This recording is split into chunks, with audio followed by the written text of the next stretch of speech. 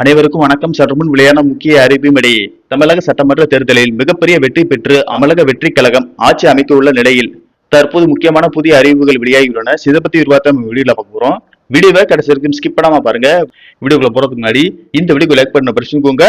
இப்ப அந்த சேனலுக்கு ஃபர்ஸ்ட் டைம் இருக்கீங்கன்னா சப்ஸ்கிரைப் பண்ண பிரச்சனைக்கோங்க. கூடவே பெல் ஐகான் பட்டன் பிரச்சனைக்கோங்க. வாங்க வீடியோக்குள்ள போகலாம்.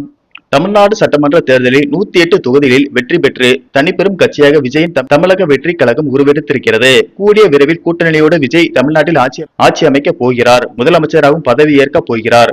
இந்த நிலையில் விஜய் பதவியேற்றவுடன் முதலில் எந்த திட்டத்தில் கையெழுத்திடப் போகிறார் என்பதுதான் தற்போது எழுந்திருக்கக்கூடிய மிகப்பெரிய எதிர்பார்ப்பு.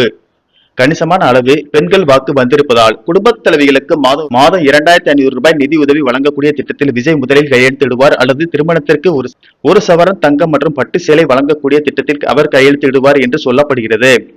அதன்படி தமிழக வெற்றி கழகம் வெளியிட்டுள்ள தேர்தல் அறிக்கையில் குடும்பத் தலைவிகளுக்கு மாதம் ரூபாய் 2500 வழங்கப்படும்.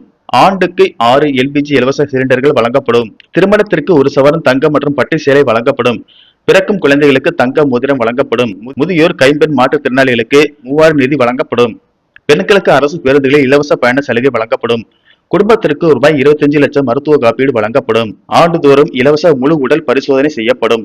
போதைப் பொருள் இல்லா தமிழ்நாடு என்ற திட்டம் கொண்டு வரப்படும். 200 யூனிட் இலவச மின்சாரம் வேலையில்லா பட்டதாரிகளுக்கு மாதம் ரூபாய் 4000. 5 லட்சம் அரசு வேலை வாய்ப்புகள் உருவாக்கம். தொழில் தொடங்க ரூபாய் 25 லட்சம் கடன் வழங்கப்படும். விவசாயிகளுக்கு ரூபாய் 15000 உதவித்தொகை வழங்கப்படும்.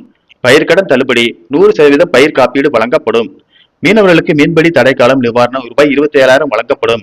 ஏற்கனவே தமிழ்நாடு 10 லட்சம் கோடி ரூபாய் கடனில் இருக்கக்கூடிய சூழலில் விஜயின் பிரமாண்டமான இலவசங்கள் மற்றும் உதவித்தொகைகளுக்கான நிதியை திரட்ட முடியுமா? இது ஒட்டுமொத்தமாக மாநிலத்தின் பொருளாதாரத்திலேயே தாக்கத்தை ஏற்படுத்துமா என்ற கேள்வி எழுகிறது.